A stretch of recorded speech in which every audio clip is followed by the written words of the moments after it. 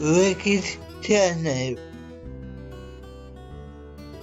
はい、皆さんこんにちは。熊井小ラジオの植木です。今回の動画が上げられている日は10月6日なんですけど、この日は世界脳性麻痺の日です。脳性麻痺について広く深く知ってもらおうっていう日なんですけど、ゲットインタッチさんっていう団体が、いろんなイベントをされていたり、各地の、ビルとかタワーを、脳性麻痺の日のシンボルカラーの緑にしようっていう、企画をされていたりしてます。今年も生きるやさらを全員集合っていう、企画をされているので、ぜひ見てほしいと思います。去年もそういう企画をされていたんですけど、下にリンクを貼ってますので、ぜひ見て、脳性麻痺についていろいろ知ってもらいたいなと思ってます。で、自分のチャンネルでも、去年は空手の演舞を主にやったんですけど、今年もなんかやろうかなと思ってまして、ゲットインタッチさんの活動で、混ぜこぜの社会っていうのを目指していて、脳性麻痺とか他の障害や、セクシャルマイノリティなどいろんな属性や障害の人が誰も排除されない混ぜこぜの社会を目指されているんですけど、よく考えてみたら自分の中が結構混ぜこぜで、脳性麻痺の生きづらさももちろんあるんですけど、なんかいろんなものが混ぜこぜになって生きづらいことが多いなと思って、今回混ぜこぜの脳性麻痺という企画を立てて、喋ってみようと思います。結構ね、混ぜこぜなんで、今回も、天の声さんを呼んで、インタビュー形式でやっていこうと思います。はい、それでは、天の声さんを呼んでみようと思います。天の声さん。はい、こんにちは。こんにちは。植吉の友人の天の声です。2回目ありがとう。はい。今日もじゃあ植吉にいろいろ質問していけたらなと思ってるんで、よろしくお願いします。よろしくお願いします。じゃあ植吉はさっきも言ってたけど、いろんな障害であったり、属性や特性があるよね。今まで植吉チャンネルを見てくれてた人はある程度は分かってるかと思うんだけれども、とにかく数が多い。めっちゃ多い。付き合いが長い僕でも、あれ何やったかなってわけが分かんなくなることが多々あります。ありますね。そこでまずは植吉が持ってる障害であったり、属性なんかを、整理して教えてもらえたらなと思いますので、どんな風に混ぜこぜなものを持っているのか教えてもらってもいいですか？はい。自分でも言い忘れたりよくするので、メモを書いてきました。障害で言うと、脳性麻痺で精神障害もあって、精神障害が何かっていうと、これが今飲んでお酒の麻薬になったけど、アルコール依存症、そして気分障害、うつですね、パニック障害で、ここまでが障害って言われるもので、追加してセクシャリティでトランスジェンダーでパンセクシャルで、自分の特性としては聴覚過敏と視覚過敏、あとなんだったかな。ね、あとは PMS がめっちゃ重いっていう体質もあったりします。何個あったんだろう。ごめんなさい。僕も数えきれなかった。とにかくいろんなものを抱えてるっていうのは分かってもらえたかな。じゃあ、これでいいと思います。はい。じゃあ、ここからそれぞれについて聞いていけたらなと思うんですけども、まずは脳性麻痺の日ということで、植吉の代表的な障害でもある脳性麻痺について聞いていきたいかなと思います。脳性麻痺って一言で言っても個人差が結構あったりすると思うんですけれども、植吉何か脳性麻痺で一番これ困ってるなとか、そういったことってありますか？なんかね、他の障害がいろいろあって、ぶっちゃけそんなに困ってないんだけど、ふと困ることが、相手によって重いって言われたり、軽いって言われたりして、あんま障害者と関わりがない人と話をすると、重い障害って言われて、ね、自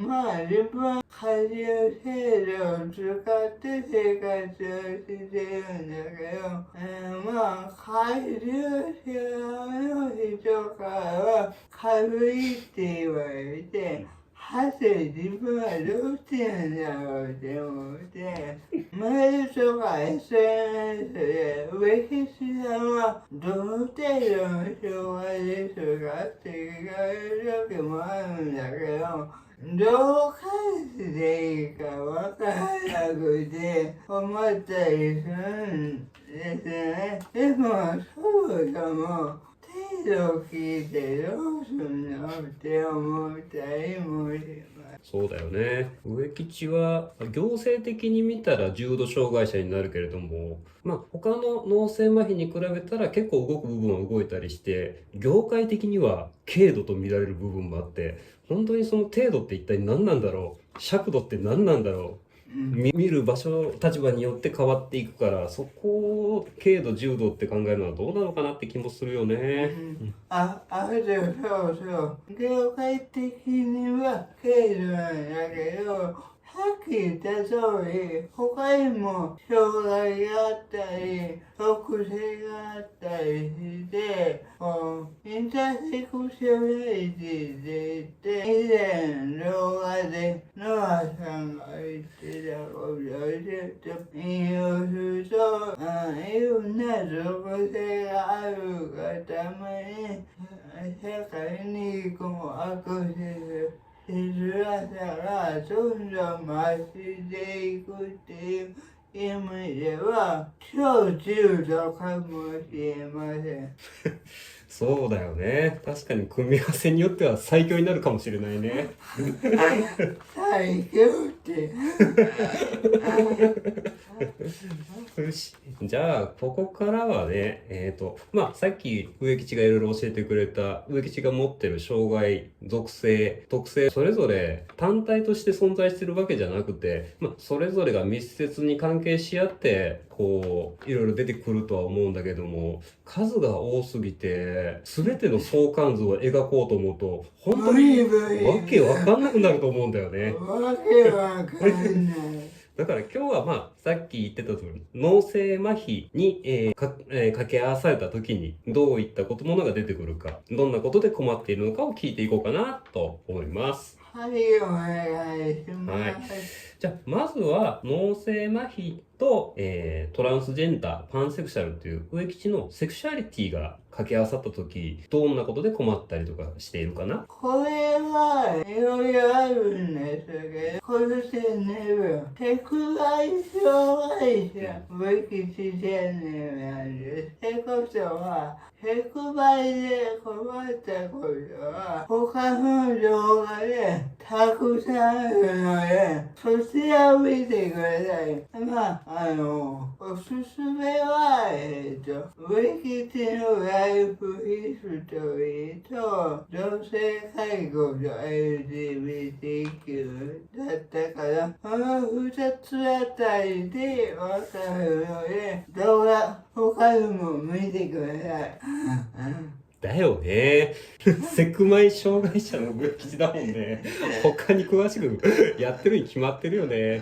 ここで聞いた僕は悪かったかな。じゃあ次に行こうか。じゃあ次は脳性麻痺と PMS。PMS って月経前症候群って言うんだよね。そう。これについてちょっと教えてもらってもいいかな。PMS は、月経の前の2週間ぐらいに体調が悪くなることなんですけど、自分は男性ホルモンをやめてから生理がまた来るようになって、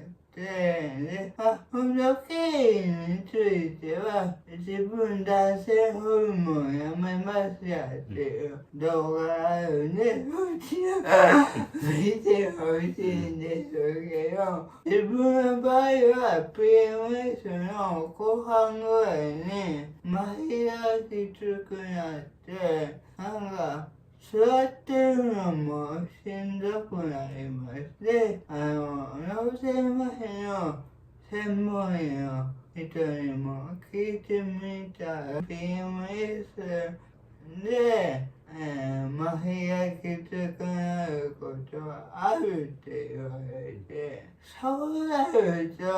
結構体的に緊張きつくて座ってられないレベルになると、昔はね、アルコールをガブガブ飲んでたんで、アルコール飲むと緊張が緩まるんですけど、今もう依存症になって飲めないので、飲んだらちょっと大変なことになるのは分かってるから飲まないでいたいと思うんだけど、やっぱり麻痺がきつすぎると、酒飲んだら楽になるのになとか思ってしまったりして、困るっていうかしんどいっす。そういう感じのことって、婦人科の領域になるけど、見てもらえる病院がなかなかなくて、なんかわかんないけど、車椅子だったり、歩けないことで断られたり、あとは、トランスっていうことで断られたり、脳性麻痺であることと、トランスであること、どっちかで断られることが多いし、さらに言うと、他の気分障害も関係しているかもしれないが、そこら辺で精神障害の方がきつくなったりもするので、もう自分でも喋っててよくわからなくなってきたけど、なかなか病院が見つからないなって思ってます。はい、ありがとう。話聞いててやっぱり混ぜこぜですね。混ぜこぜ。やっぱりいろんなものが関わり合って出てきてるんだな、困ったことも出てくるんだなっていうのが本当に思うんだけど、じゃあ次に、さっきもちょっと出てきたけれども、植吉の持ってる気分障害、精神的なものと脳性麻痺が関わり合ったらどんなことがいろいろ大変なのかちょっと教えてもらいたいな。気分障害もうつって一般的には言われてるんだけど、まあ疲れやすいっていうのは、脳性麻痺と精神障害には共通していて、脳性麻痺も動くのにエネルギーを使うから疲れやすいっていうことと、脳の回路的に疲れやすくなるっていうのを聞いたことがあるんですけど、精神障害もよく疲れやすいとか、脳疲労を起こしやすい脳が疲れやすいってなって、両方持ってるから、この疲れは一体何なんだろうっていう感じですね。そっか。じゃあ植吉なんかは例えば脳性麻痺という障害もあるから介助者がだいたい普段一緒にいたりするじゃない。じゃあその気分障害とかですごい疲れてる時とかやっぱ介助者の存在っていうのは普段とまたなんか変わったりする？なんか一番しんどい時は人といるのもしんどかったり、言葉を喋るっていうか、文章が出てこなかったりするので、介助者とコミュニケーションを取らないと介助してもらえないけど、それが大変だったり、そもそも誰かと一緒にいると余計に疲れてしまうっていう時もあって、精神障害だけの人も介助者を使って生活してる人がいるけど、よ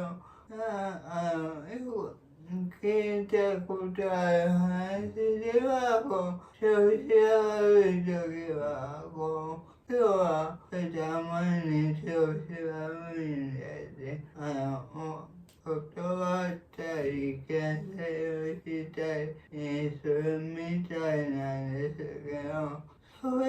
が、一回ぐらいはできるんだけど、できないですよね、何日も。そういうとこがやっぱりしんどいなと思いながら、でも生きていくには介助者必要なので、しんどい時は他の部屋に行ってもらったりとか、あとは、ご飯を何を食べるかわからなかったりするから、好きなコンビニ弁当を前もってスマホでスクショして、そこから選んで、これを買ってきてくださいっていうの。LINE で送るとか、そういう工夫はしてるけど、まだまだ工夫できそうだなと思いながら、日々が結構そんな余裕がないって感じですね。そうなんだね。やっぱそれは一人の方が落ち着く時もあるし、それでもやっぱり介助者を使っていかなきゃいけないっていうこの辺のジレンマっていうのはやっぱなかなか難しいものがあるよね。例えば少ない指示とかである程度植吉の意思とかを組んで最大限動いてくれる介助者とかがいれば少しはマシなのかな。だから何する介助者は意思を組んでやってくれるんだけど、やっぱり新しい介助者を育てないといけないっていうのも長期的に見るとあるんで、ここら辺も課題かなって思ってってます。そうだよね。まあ本当無理しない程度に調子のいい時にやっぱりコミュニケーションを積極的にとってお互いの関係性を高め合っていければいいのかなと思うよね。じゃあ次で最後にしようかな。いろいろありすぎるんで。じゃあ最後は、植吉の感覚過敏の面、聴覚過敏、脳性麻痺とそれが組み合わさった時にどんなことで困ってるのかな。聴覚過敏については前、感覚過敏についての動画を、天の声さんと一緒に、作ったのを上げてるんですけど、まあ、基本的に外に出るときは、こういうヘッドホンをつけて、外に出てます。で、これで音を遮断して、落ち着いて外出ができるんですけど、このヘッドホンが最近、この部分、この耳の部分が、これは、動かないんですけど、最近この耳の部分が、こう、くるくる回ったり、内側に折れたり、結構自在に動くタイプのヘッドホンが主流になってきて、そうすると、脳性麻痺なので、こういう固定タイプだと、なんとか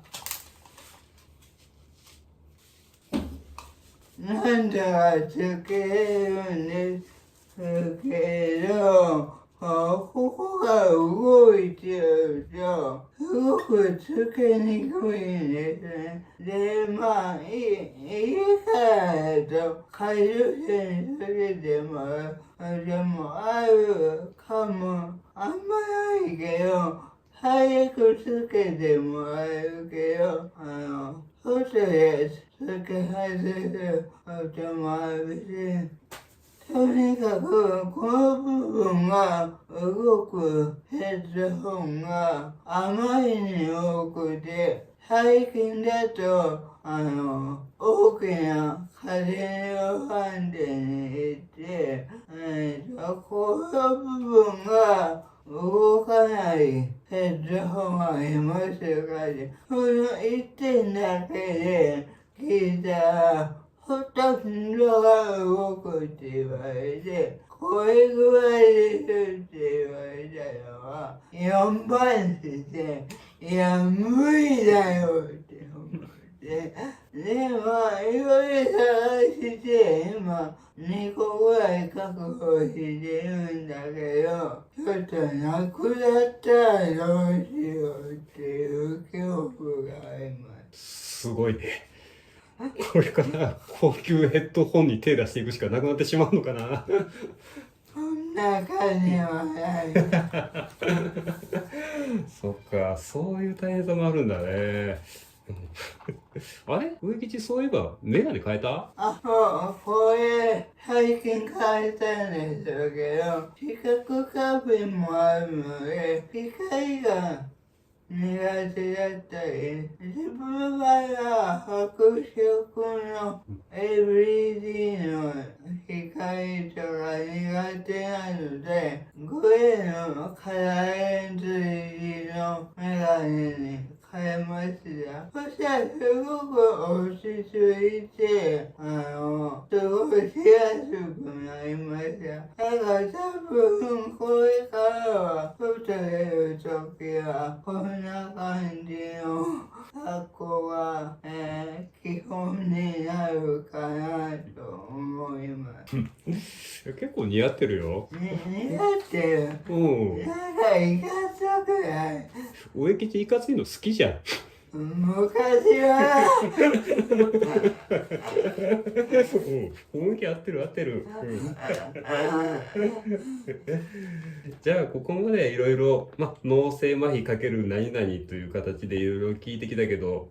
本当に数多いね。多い。でそれがまたいろいろと関係し合ってるから大変だね。わけがわからん。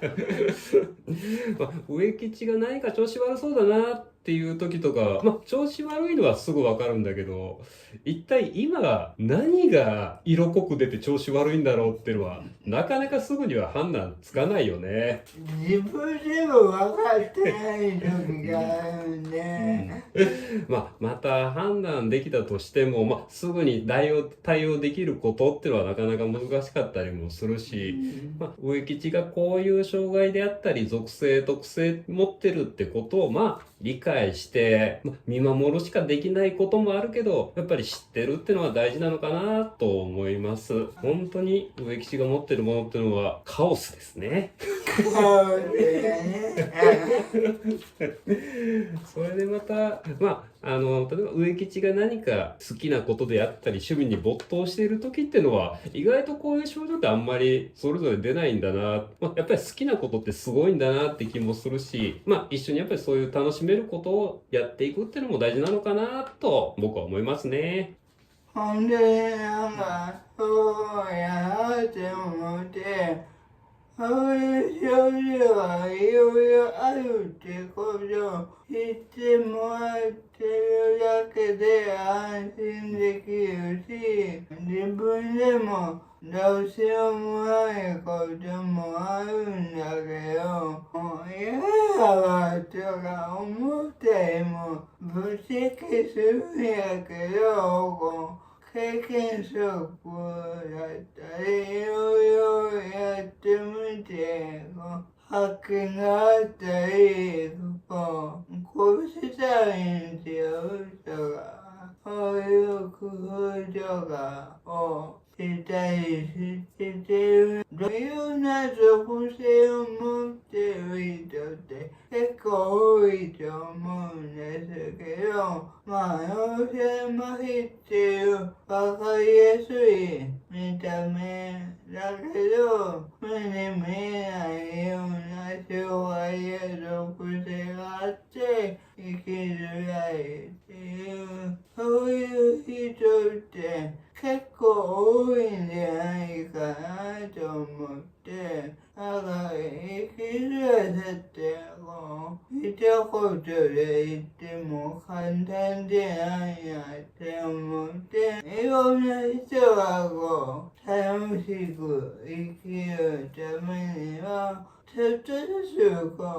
社会が変わっていってほしいなと思ってます。で、自分自身、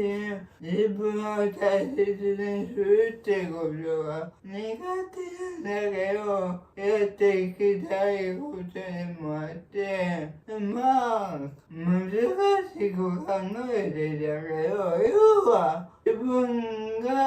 気分よく過ごせる環境だったり、時間作りをしたいなと思ってます。だから、せこせやから、こうすれば良くなるっていう簡単な話でなくて、社会も変わらなあかんし、自分自身も一つずつ心と体を見ながら環境を整えて、機嫌よく生きていきたいなって思ってます。はい、ありがとうございます。植吉の言いたかったことを結構最後に、いろいろ集約されてたのかなと思って、いろんな人にそれが伝わればいいなと思います。はい。